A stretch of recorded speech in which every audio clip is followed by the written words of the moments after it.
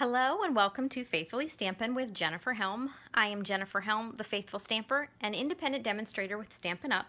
And today I have a fun fold card for you. I'm not sure this card has an official technique name. This is one I learned from a fellow demonstrator and friend of mine, Dory Schneider. And this is very unique because it does not have a front and back cover like your standard card. It has a different way of opening. So here's the card that I made. Father's Day is coming up shortly, so I decided to do a masculine themed card. And when you open it up, instead of a cover, a full cover, you have these flaps that create the sides of the card, and then a die cut closure and a little tab over here to keep your card closed. So I'm going to show you how to make this card with very minimal supplies. So to get started, I have a piece of Pear Pizzazz cardstock that is 5.5 by 4.25. So again, this is a little bit different from your standard card where you're usually using half a sheet of paper folded in half. So it's just a plain panel. So 1/4 of a sheet instead of a half. Next, you are going to need a basic white panel that is 5.25 by 4. I kind of call this my standard insert size. And that's going to create the base of the card once we put them together. And then you will need 2 pieces of designer series paper that are 3 inches tall by 4 inches wide. And I recommend an all over print for this, and I'll show you why in a minute once we start putting this together. But it's just a little easier for assembly for your card. And I wanted to share with you something neat. I always like when you can do different things, like when you can use stamp sets creatively, your designer series paper creatively. I obviously wanted a masculine print to go with my masculine card, but I wasn't sure what kind of paper I had. And the paper is actually a piece from our Peach Suite in our new annual catalog. So by the time I'm done with it, the recipient is not going to know that this is floral on this side. So the first thing I'm going to do is stamp my sentiment that I want inside my card. Now, you have to be careful where you stamp. If you stamp too close to the top or the bottom, it's going to show, depending on how large your die cut is that we're going to create the middle of the card with. And you can't use too large of a shape, and I'll get into that in a minute. So just be aware of that. I am going to use Old Olive for all my stamping, and there's not a whole lot with this card. And I'm using our Hats Off and Handsomely Suited stamp sets for this masculine card. Although they can be used for feminine cards as well. These hats obviously can be gender neutral, girls or boys. And this can even be used as a hair bow. So I love, like I said, using things in creative ways. Now, I'm using the set Handsomely Suited, and my sentiment is Have a Happy Father's Day, Handsome. Except I don't want to put the handsome on here. So with this particular stamp, I can look at the label and see that I don't want to stamp the handsome at the bottom. I'm going to take advantage of the rectangular ink pad and just stamp up to like the top 2/3 of the stamp. Now, if you're not sure if you can do that, or if your stamp isn't suitable for that and you want to mask some of it, you can take a piece of washi tape or painter's tape, just tear a strip, cover up what you don't want to have ink on, go ahead and stamp it in your ink pad, and then carefully peel your tape off, and then you'll only have ink where you want on the stamp. Just be careful, you might get it on your fingers. I point that out because I've done that before. So for this, I'm actually going to try to keep the ink off the word handsome by just using it up to the edge on my stamp. And I can turn it over and see I actually did a pretty good job with that one. I was not so lucky earlier. And I'm going to put this towards the center of the card because I don't want to have it too close to the top or the bottom. That actually turned out pretty well. All right, so next I'm going to, well, I'll go ahead and do my stamping real quick. I'm going to add the word Dad to my envelope. This is going to match my little closure tab. I'm just going to do my stamping now, and that way I'll have my ink pad closed and out of the way. And then I'm going to use a stitch rectangle for my card front, and I'm just going to add one little stamp to the front that says, "I'm your #1 fan." I wanted to take off some of this blank space, so we'll get back to that in a second. So now I'm going to show you what to do with these pieces of Designer Series paper to form your card flap. So we have two pieces that are 3 by 4, and what you're going to do is turn it so the 4-inch side is at the top, and pinch so the wrong side of your paper is on the inside, and just hold the corners together at the top and give it a pinch right in the middle. Not creasing the whole thing, just a pinch at the top. I'm going to do that for both of these papers. So basically I'm putting a crimp at 2 inches. And now what I'm going to do is I'm going to take that crimp mark and fold my paper down, fold my corners in to create a straight line down. And this does not have to be perfect. It's a little bit easier if it is, but you can maneuver with it just a little off center like mine is. And then what I like to do now that I've got my inverted kind of triangle, looks like a partial paper airplane, I'm going to fold it back right at the bottom there.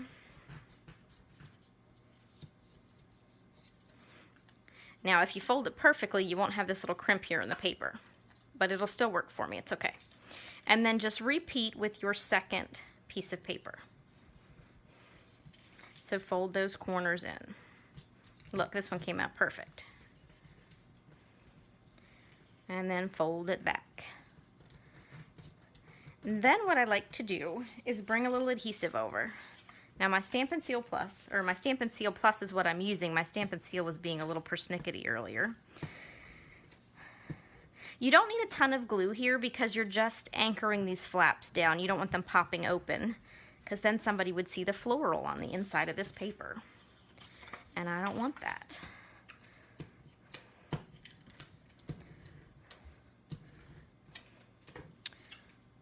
So press them down, seal them shut.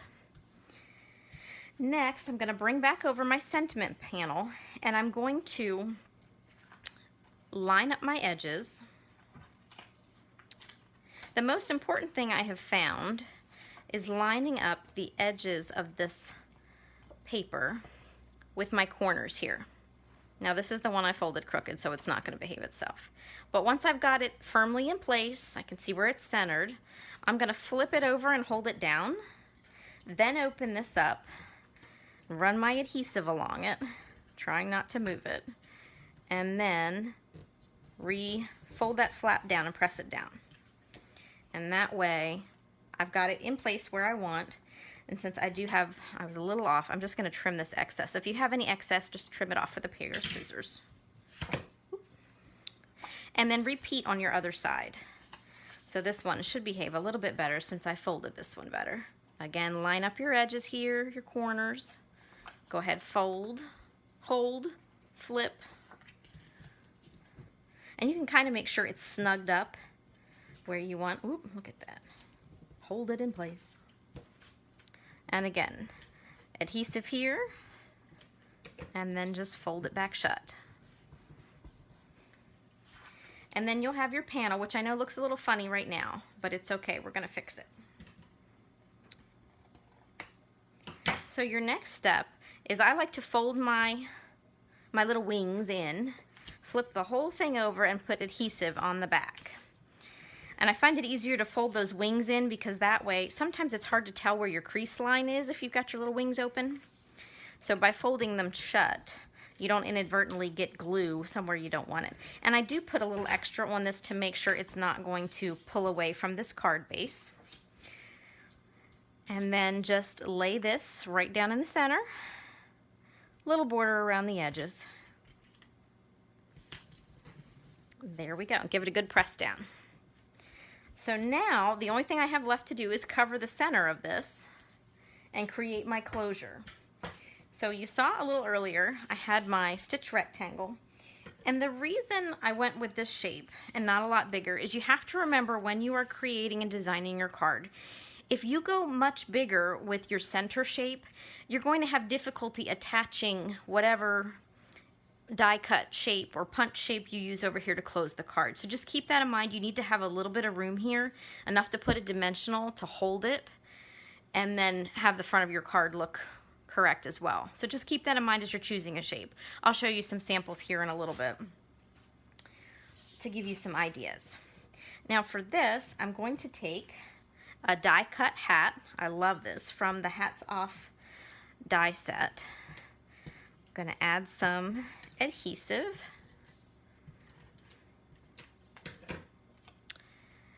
And since I have a little bit poking out from the back, I'm just going to convince that to stay down behind, tuck it behind. And then I'm going to add this cute little hat. I love this hat. It's just so much fun. And there's so many things you could do with this. Cub Scouts, T-ball, just do a fun print with it for girls. I love it. Lots of options. Now I'm going to add a star that also comes with the set to the hat, but I wanted to show you the Hats Off stamp set has all these different stamps and die cuts that you could use to decorate your hat. So I'm going to use a star, and since this is kind of a small piece and there's no way I'd get adhesive without getting it all over the place, I'm just going to put it on with a glue dot or two to help it stay on the hat. So I'm going to put that right there in the middle of the hat, give that a good press down. And now it's time to put my centerpiece on. And I just realized I'm missing something. I'm hoping it's hiding here on the table. It's not. All right.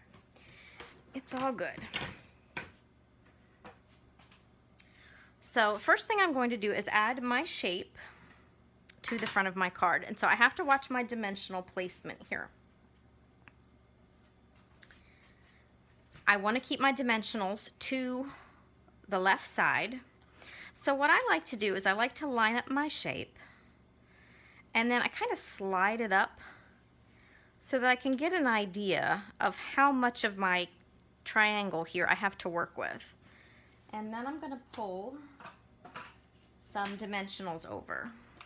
I'm really irritated right now that my little closure has walked off my desk. So pardon me a moment. I'm looking for it. It's probably stuck in an envelope flap somewhere.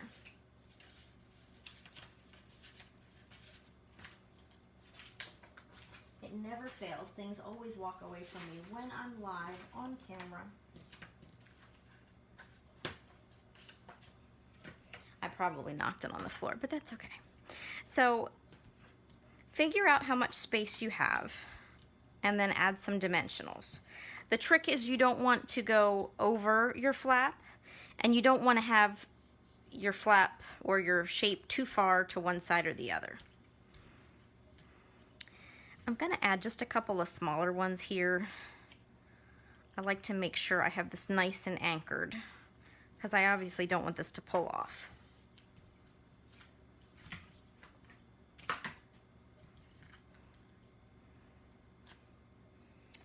Okay, so I'm going to remove these dimensional backings. I'm probably going to find that die cut shape stuck to the bottom of my shoe as soon as I'm done this video. It never fails. But nobody's perfect, and anybody can be a demonstrator and do live Facebook videos or YouTube videos, right? So now that I've got this adequately covered with dimensionals, I'm going to go ahead and hold my flaps down and just place the shape to cover the center.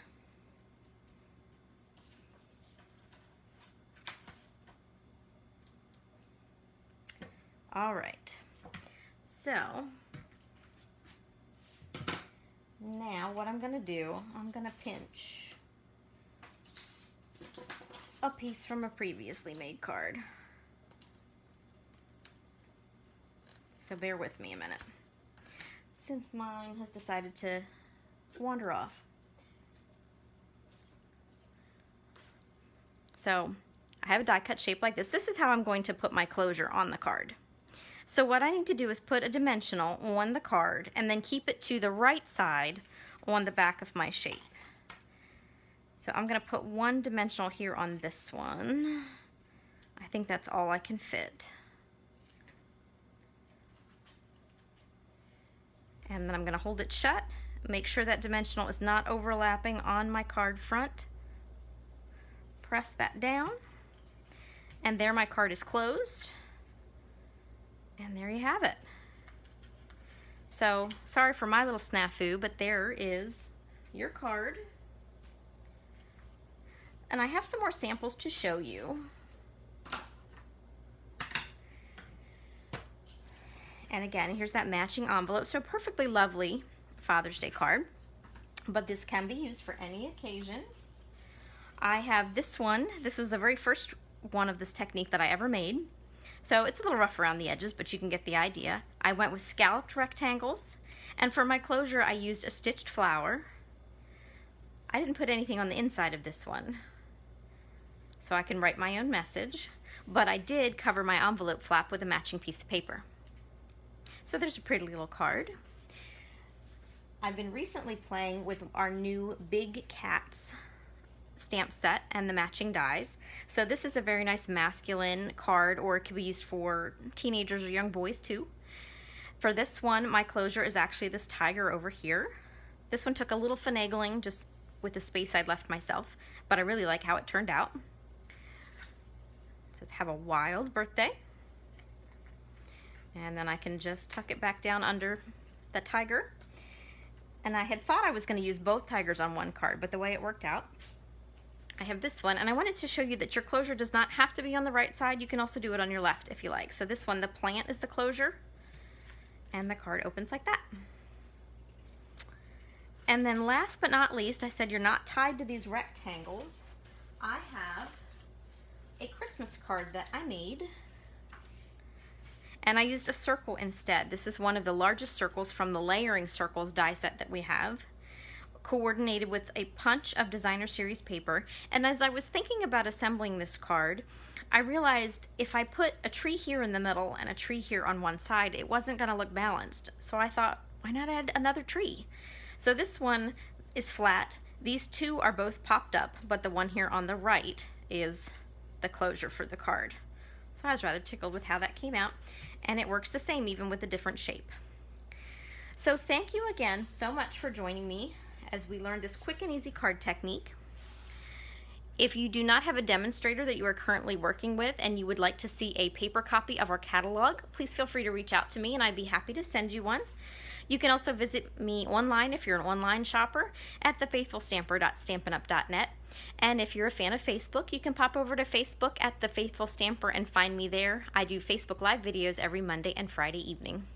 Thank you so much for joining me today. Happy crafting.